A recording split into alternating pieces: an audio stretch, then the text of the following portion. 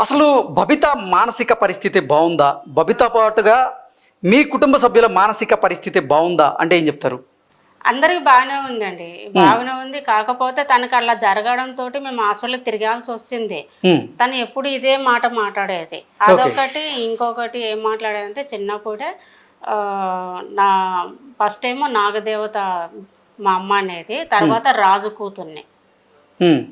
రాజు కూతుని నేను అప్పుడు మరణించినప్పుడు నా బట్టలు అనేవి ఉంటాయి కదా, నా జ్యువెలరీ మొత్తం ఒక బాక్స్ లో పెట్టేసి అక్కడ పెట్టేశారు. అక్కడే ఉండాయని చిన్నప్పటి నుంచే చెప్పేది. ఓకే, అంటే ఒక జన్మలో పాములాగా, మరో జన్మలో రాజ కుటుంబంలో, ఈ జన్మలో మనిషి రూపంలో జన్మించారు. అసలు ఈ జన్మలో మనిషి అవతారం ఎత్తడానికి కారణం ఏంటి? కారణం ఇంకా నాకు కూడా తెలియదు. ఇప్పుడు నేను ఒక కార్యానికి వచ్చానని మాత్రం తెలుసు. ఆ కార్యం ఏంటి? గుడి. ఓకే, ఏంటి ఆ గుడి? అసలు ఏం కనపడుతుంది మీ కల్లో? కల్లో అనేది విగ్రహాలు కనిపిస్తాయి. విగ్రహాలు కనిపించినప్పుడు అక్కడ ఉండేవి కొన్ని ఉన్నాయి. ఆ విగ్రహాలతో పాటు అవన్నీ నాకు కనిపిస్తాయి. అలాగే మా మదర్ అండ్ ఫాదర్ అక్కడ ఉన్నారు, ఆ టెంపుల్ లోపల కింద వేరే గది దగ్గర. అంటే అక్కడ ఉన్నారు. అక్కడ ఉన్నప్పుడు ఆ వాళ్ళు నాకు కనిపించే వాళ్ళు కనిపించిన తర్వాత ఫస్ట్ ఇవన్నీ నేను చూసుకున్న తర్వాత మా మదర్ దగ్గరికి వెళ్తాను. తర్వాత అక్కడ నుంచి వేరే చోటికి వెళ్తాను. ఓకే, చిన్నప్పటి నుంచి చెప్పేది ఒక గుడి. ఆ అడవి ఎక్కడ ఉంది మనకు తెలియదు. ఫస్ట్ నుంచి మాకు విజయనగరం కూడా తెలియదు. మాకు విజయనగరం అని తెలిసింది. వెళ్ళాము, చూసాము, తను గుర్తుపట్టింది. ఆ ప్లేస్ కూడా గుర్తుపట్టింది. అంటే అసలు తనకి కల్లో కనపడుతున్నటువంటి ఆ దృశ్యాలు విజయనగరంలో ఉన్నాయని, ఆ గుడి విజయనగరంలోనే ఉంది అంటూ ఎవరు చెప్పారు మీకు? తెలిసిన ఒక గురువు వల్ల, అంటే వేరే అన్నయ్య వాళ్ళతో నేను మాట్లాడాను, తెలిసిన అన్నయ్య తోటి. అంటే నేను ఇంతవరకు నేను ఎవరి దగ్గర నేను చూపించాను నేను పాపను. ఎవరు ఏ దేవుడు వస్తున్నాడు అంటే నేను వెళ్ళేదాన్ని కాదు. ఎప్పటికైనా తను చెప్పేది నిజమైతే కనుక ఆమె దారి చూపిస్తుంది, ఆమె నడిపించుకుంటుంది. అంతకుమించి నేను ఎక్కడికి తిరిగి నేను వేస్ట్ చేసుకోవాల్సిన అవసరం నాకు లేదని చెప్పేసి కామ్గా ఉన్నా. అంటే బబితకి కల్లో కనపడినటువంటి కల్లో కనిపించట్లేదు ఇంతవరకు. కనపడేది మీరు ఇప్పుడు మనం ఒక మూవీ చూస్తాం కదా, అలాగే నాకు విజువల్స్ కనిపిస్తాయి కానీ నేను ఎప్పుడు కల్లో కనలేదు. ఓకే, కళ్ళే కాదు, మీ కళ్ళ ముందు ఉన్నటువంటి దృశ్యాలు ఏవైతే ఉన్నాయో అవి ఆ గురువు గారికి ఎలా తెలిసింది? నేను చెప్పాను. మీరు చెప్తే ఆ గురువు గారికి తెలిసిందా? నేను ఫస్ట్ అతను నా దగ్గరికి వచ్చాడు కదా, వచ్చినప్పుడు అంటే నాకు ఎలా కనిపిస్తుందో అవన్నీ నేను అతనికి ఎక్స్ప్లెయిన్ చేశాను. మీకు తొందరలోనే నన్ను ఆ టెంపుల్ కి తీసుకుని వెళ్తానని కూడా నేను చెప్పాను ముందుగానే. ఆ తర్వాత అతను వెళ్ళాడు. అనుకోకుండా అన్ఎక్స్పెక్టెడ్ గా అక్కడ కాళికా మాత టెంపుల్ ఉందంటే కనుక దర్శనం చేసుకోవడానికి ఎవరైనా వెళ్తారు గురువు గారు అడ్రస్కి. అందులో కాళికా మాత భక్తుడు కాబట్టి వెళ్ళాడు. అంటే మీ కళ్ళ ముందు సాక్షాత్కరించేటువంటి ఆ దృశ్యాలు ఏవైతే ఉన్నాయో అవి ఇప్పుడు విజయనగరం జిల్లాలో ఉన్న ఒక అమ్మవారి గుడిలో ఉన్నాయా? అవును, ఉన్నాయి. ఓకే, వాటిని పోల్చుకోగలుగుతున్నారా మరి? వాళ్ళు టెంపుల్ కట్టేది కూడా 2014లో వచ్చి వాళ్ళు స్టార్ట్ చేశారు. అప్పుడే నాకు ఇక్కడ అమ్మవారి ఎక్కువ అయిపోయింది. మేము అడిగాం ఎప్పుడు ఇక్కడ మీరు స్టార్ట్ చేశారని కూడా అడిగితే గురువారు అడిగినారంట. అడిగితే కనుక 2014లో మేము ఇక్కడ వచ్చి మొదలు పెట్టాము. స్టార్ట్ చేసి అంతా అది అడవి అంట. అడవి మొత్తం సాఫ్ చేసుకొని వాళ్ళు ఆ గుడి కట్టడానికి మొదలు పెట్టారు. ఎప్పుడైతే అక్కడ వాళ్ళు అక్కడికి వెళ్ళి మొదలు పెట్టారో ఇక్కడ పాపకి ఎక్కువైతే వచ్చింది 2014లోనే పాపకు. అంటే భూగర్భంలో ఉన్నటువంటి ఆ గుడిని వెలికి తీసి ఆ గుడిలో పూజలు చేయాలనేదే మీ కార్యమా? ఓకే, దానికోసమే మానవ జన్మ ఎత్తినట్టుగా మీరు భావిస్తున్నారా? ఇంకా దాంతో పాటు ఇంకొన్ని విషయాలు ఉన్నాయి. అసలు మీరు పడుకున్న తర్వాత ఎంత లేపినా మీరు లేవరట. మీరు పడుకున్న తర్వాత ఏమవుతుంది అసలు మీకు? అంటే నేను చెప్పాను కదా టెంపుల్ ఉందని చెప్పేసి ఆ టెంపుల్కి వెళ్తాను. ముందు మా మదర్ అండ్ ఫాదర్ని కలుస్తాను. ఆ తర్వాత వేరే గృహాలకు వెళ్తాను, అది నాగలోకం సంబంధించింది. అక్కడికి వెళ్ళిన తర్వాత అక్కడ కొన్ని పనులు చేసుకొని వచ్చేస్తాను.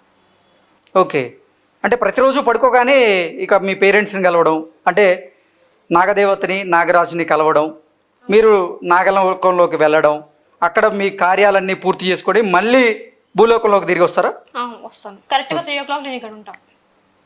అంటే ప్రతిరోజు పడుకున్న వెంటనే వెళ్ళిపోతారా? కొంచెం సమయం తర్వాత.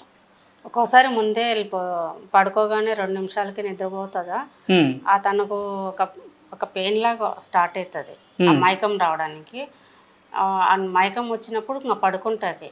పడుకున్న తర్వాత తనకు మనం ఎంత పిలిచినా లేగదు. ఏమా నొప్పి ఎలా ఉంది, తగ్గిందా అని పిలిచినా కూడా పలకదనమాట. పలకనంటే తనంతకు నాకు అర్థమైపోతుంది. నార్మల్గా పడుకునేటోళ్ళకు పిలిస్తే లేస్తారు కదా ఎవరైనా, తను లెగదు. అప్పుడు మనకు తెలిసిపోతుంది. మన ఇట్లా స్వెట్ సైడ్లో పట్టుకున్నా తను లెగదనమాట. ఇంకా ఆ టైంలో మనం ఏం మాట్లాడము. తను వచ్చేంత వరకు కూడా మేము నా పక్కనే పడుకుంటుంది. ఎందుకంటే ఏ టైం ఎట్లా వస్తుందో తెలియదు కదా, తన మీద నేను చేయి వేసుకొనే పడుకుంటాను నేను. అట్లా జరుగుతూ ఉంటుంది. వెళ్ళిపోయిన తర్వాత మళ్ళీ తిరిగి వస్తుంది. తిరిగి వచ్చి పలానా చోట ఇది జరిగింది, ఇట్లా జరిగిందని నాకు చెప్తుంది. కొన్ని తను విజువల్స్ అనేది కనిపిస్తాయి కాబట్టి తను వెళ్ళిన దారిలో అవి నాకు చెప్తుంది. ఏదైనా కూడా చెప్పినప్పుడు ఏదైనా ఆ సమయం వచ్చినప్పుడు ఆ వ్యక్తిని కావచ్చు, వాళ్ళు కనపడినప్పుడు ఈ వ్యక్తిని నేను చూశాను అని చెప్తుంది. అసలు తను నాగలోకంలోకి వెళ్తుందని, గత జన్మలో వాళ్ళ తల్లిదండ్రుల్ని కలుస్తుంది అని మీరెలా గ్రహించగలుగుతున్నారు? అంటే తను ఎట్లా వెళ్తుంది అనేది మనకు తెలియదు. తను వెళ్తుంది, వెళ్ళినప్పుడు మనం పిలిస్తే పలకదు అనమాట. పలికినప్పుడు నువ్వు ఎక్కడికి వెళ్తున్నావు ఏంటి అంటే, ఎవరికైనా ఒక నిద్రపోయిన వరకు మనకు ఆత్మ అనేది వెళ్ళిపోతుంది. ఎవరికైనా కొంతమందికి అంటారు కదా, ఎవరైనా కూడా మన నిద్రపోయినప్పుడు అంటే వెళ్ళినప్పుడు అట్లా వెళ్ళినప్పుడు అంటే అంటే మన శరీరం అక్కడ ఉన్నప్పటికీ మన ఆలోచనలు మాత్రమే బయట తిరుగుతూ ఉంటాయి అంటారు. మీరు అక్కడే ఉంటారా, లేకపోతే అసలు మీ ఆలోచనలు మాత్రమే అక్కడికి వెళ్ళినట్టు మీకు అనిపిస్తుంటుందా, లేదా అసలు మీరే అక్కడికి వెళ్ళి నిజంగా వాటన్నింటినీ మీరు ఫేస్ చేసినట్లుగా మీరు భావిస్తూ ఉంటారండి? బాడీ ఉంటది, నా సోల్ అనేది అక్కడికి వెళ్ళిపోతుంది. ఓకే. తను ఎవరితో గొడవ పడినప్పుడు మాత్రము తను వంటి మీద గాయాలు కానేసి ఎవరైనా కొట్టుకున్నప్పుడు దెబ్బలు తాకితే వాపు వస్తుంది కదా, అట్లా వాపు కూడా వస్తుంది. అలా నాకు వచ్చేది. ఓకే. ఇప్పుడు నాగలోకంలోకి ఏ రూపంలో వెళ్తారు? సర్పరూపంలో. సర్పరూపంలో వెళ్తారు. మరి మీ శరీరం మీద గాయాలు ఎందుకు అవుతున్నాయి? అయితే అక్కడికి వెళ్ళినప్పుడు ఎందుకు అవుతున్నాయి కూడా నాకు కూడా తెలియదు. ఒక్కొక్కసారి నేను అక్కడికి వెళ్ళేదాన్ని, కొన్ని మాత్రమే నాకు గుర్తుంటాయి, మిగతా నాకు గుర్తుంటావు కూడా. అక్కడికి వెళ్ళి ఏం చేశానంటే నాకు కొన్ని మాత్రమే గుర్తుంటాయి, ఇంకొన్ని నాకు గుర్తుండవు. బబిత, ఇప్పటికీ మీరు నాగరాజుతో నాగదేవతతో మాట్లాడుతూ ఉంటారా? మరి ఆ గాయాలు ఎందుకైనాయో వాళ్ళని అడిగితే వాళ్ళు చెప్పరా? నేను ఇప్పుడు వెళ్ళి కనుక్కున్నా సరే నాకు అవి గుర్తుండట్లేదు. ఓకే. వాళ్ళు మీకు చెప్పినప్పటికీ మీరు మళ్ళీ మీకు మెలకువ వచ్చేసరికి అవన్నీ గుర్తుండట్లేదు అంటారు. కొన్ని మాత్రమే నాకు గుర్తుంటాయి, పర్టికులర్గా కొన్ని మాత్రమే. ఓకే. మీరు అసలు మీ కుటుంబ సభ్యులు తన శరీరం మీద కుబుసం వస్తుందని భావించి మీరు కానీ లేకపోతే ఎవరికి మేము చెప్పలేదండి. ఎందుకంటే చిన్నతనంలో పాపని యువతాలు చేసిన వాళ్ళు చాలా మంది ఉండరు. ఓకే. పాపకి ఇలా ఉందని కూడా మా అమ్మ వాళ్ళ తరపున మాత్రమే తెలుసు, మిగతా వాళ్ళకి ఎవరికి తెలియదు. ఇంకా తనకు అలా ఉన్నప్పుడు కూడా అన్నీ చూశాను, అన్ని హాస్పిటల్ తిరిగాను. 2023లో కూడా వెన్నపూసకు నీరు తీసి టెస్ట్ చేయించాము, బ్లడ్ టెస్ట్ చేయించాము, ఎంఆర్ఐ స్కానింగ్ కూడా చేయించినా కూడా అన్నింటిలో నార్మల్ వచ్చింది. డాక్టర్ కూడా అమ్మాయి డ్రామాలు ఆడుతుంది, నాటకాలు ఆడుతుంది కూడా డాక్టర్లు, లేడీస్ డాక్టరే, ఆమెనే మొక్క మీద అనేది లేదు మేడం 2014లో కూడా ఇట్లే జరిగింది, పాపకి ఇలా ఉండింది అంటే అప్పుడు కూడా అలాగే. బబిత ఎందుకు నాటకాలు ఆడుతుందని చెప్పి ఆ డాక్టర్ చెప్పారు? అది అసలు తను రిపోర్ట్స్ ఇట్లా ఈ టాబ్లెట్ వాడండి అంతే అని చెప్పేసి అసలు మన మాటని కూడా మాటనివ్వట్లేదు. ఆ డాక్టర్కి ఏం చెప్పారు మీరు? నేను చెప్పడానికి ప్రయత్నిస్తే ఆమె చిన్నప్పటి నుంచి నాటకం ఆడుతుందంటే ఇంకా మనం ఏం మాట్లాడతాం సార్? ఇప్పుడు డాక్టర్ ఏమన్నా అంత పిచ్చోడా ఏమన్నా నేను అడుగుతున్నా. అంటే టెస్ట్లన్నీ చేసిన తర్వాత డాక్టరు బబితకు బానే ఉంది, అన్ని టెస్టుల్లో కూడా నార్మలే వచ్చింది, కానీ బబిత కావాలనే ఇటువంటి నాటకాలు ఆడుతుంది అంటూ డాక్టర్ మీకు చెప్పారా? అవును. అంటే తల్లికి ఎంత బాధ అనిపిస్తుంది. ఇప్పుడు మీరే ఉండారండి, మీ బిడ్డను తీసుకొని వెళ్తారు, ఏదన్నా తనకి ఏ జబ్బు లేదు, మీరు అంతకల్లా తిరిగారు అంతమంది, ఇప్పుడు సడన్ గా ఒక డాక్టర్ ఒక మాట అంటే మీకు ఎలా అనిపిస్తుంది? మాట్లాడగలుగుతారా, లేకపోతే వాళ్ళతో గొడవ పడతారా, లేదంటే సైలెంట్ గా వచ్చేస్తారా? అంటే ఎందుకు నాటకాలు ఆడుతుంది అనేది కూడా డాక్టర్ చెప్పుంటారు కదా. చదువుకోవడానికి ఇష్టం లేక నాటకాలు ఆడుతుంది అంటే, చదువుకోవడానికి ఇష్టం లేకపోతే స్కూల్ కు ఏ రోజు తను ఆప్షన్ పడేది కాదు. బబిత ఎంతవరకు చదివు? అది 6th లో నా స్టాప్ అయిపోయింది. అది అప్పుడు అమ్మవారు పోయడం. 6th కూడా కంప్లీట్ అవ్వలేదు. 6th లోనే అమ్మవారు పోయడము, ఇంకా ఎమ్మడెమ్మడే హాస్పిటల్ తిరగడము. డాక్టర్ కూడా, చీఫ్ డాక్టర్ కూడా అమ్మాయికి హెడ్ఏక్ వస్తుంది, తను స్టడీ చేయాలనుకుంటే మీరు చూడండి ఒకసారి, చూడండి, లేదు ఆ అమ్మాయికి అలాగే ఉంది, హెడ్ఏక్ ఎక్కువ అయింది అంటే కనుక స్టాప్ చేయండి.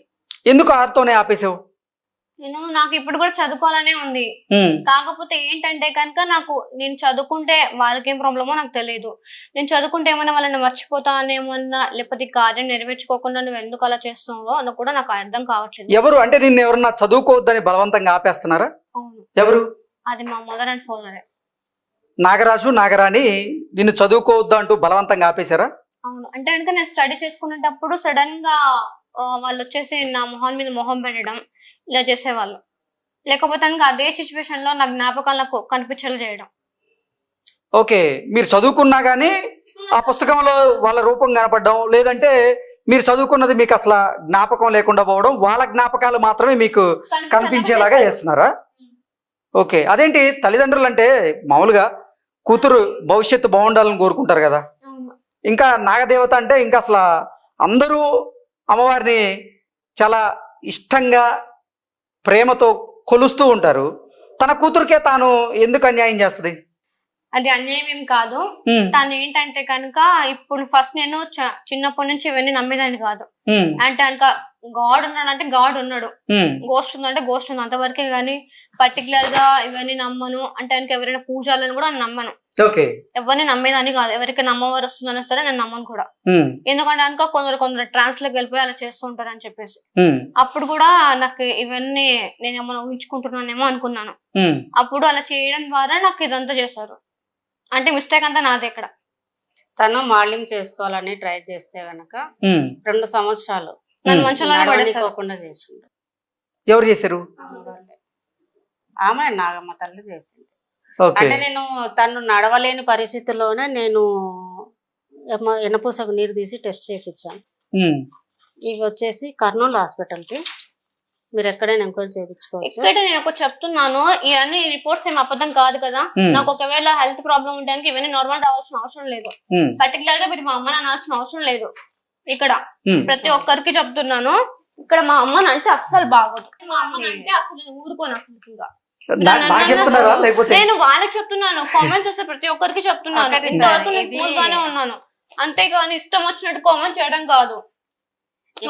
అంటే మీ శరీరంలో ఎటువంటి మార్పులు జరుగుతున్నాయి, మీ ఆలోచనలు ఏంటనేది మీకు మాత్రమే తెలుసు. అది వాళ్ళు చూడట్లే కదా. చూడనప్పుడు మీరు వచ్చి కన్ఫర్మ్ చేసుకుంటే మీకు తెలుస్తుంది. మీరు కన్ఫర్మ్ చేసుకోకుండా నోటికి వచ్చినట్టు చేతిలో ఫోన్ ఉంది కదా అని పెట్టుకుంటూ పోతే మీకు కూడా ఏం తెలియదు. ఇలాగే మీ మమ్మీని అంటే మీరు కూడా ఊరుకోరు కదా. అయితే నేను కూడా మీ మమ్మీని అనగలను, అయితే ఎవరైనా అనగలరు. ఇలా అనడం తప్పు కదా. 2023లో అది. దీంతోనే వెన్నపూస కూడా నీరు తీసి టెస్ట్ చేయించిన రిపోర్ట్స్ ఇవ్వండి. ఆ రిపోర్ట్స్ నన్ను ఫేక్ కాదు కదా, స్కానింగ్. ఓకే, నేను అబద్ధం చెప్తూ ఉంటే కనుక.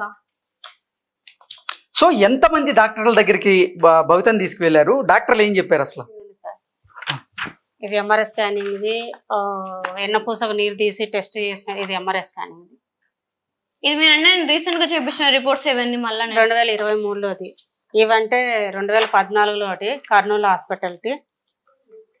ఇవన్నీ మీరు వెళ్ళి ఎంక్వైరీ చేసుకోవచ్చు హాస్పిటల్లో కూడా. నేను ఎప్పుడు పాపను అడ్మిట్ చేసింది కూడా ప్రతిదీ ఉంటాయి. 2023 6వ నెలలో తీసింది. డాక్టర్ దగ్గర కూడా వెళ్ళాను. వెళ్తే కనుక ఏమన్నా అంటే జస్ట్ ఒక మెడిసిన్ రాసి ఇచ్చాడు. అంటే కడుపు నొప్పికి అక్కడ నాకు క్లాట్ అయింది. ఓకే, అంటే మీరు ఇప్పటి వరకు చేయించిన టెస్ట్ అయితే లేదంటారు? మీరే చూడండి, నేను చూపించిన, నేను చెప్పడం కాదు, మీరే చూడండి. ఓకే, బ్రెయిన్ కి సంబంధించి టెస్ట్ చేసి డాక్టర్ ఏం చెప్పారు? తను నాటకాలు ఆడుతుంటే వాళ్ళకి తెలిసిద్ది కదా.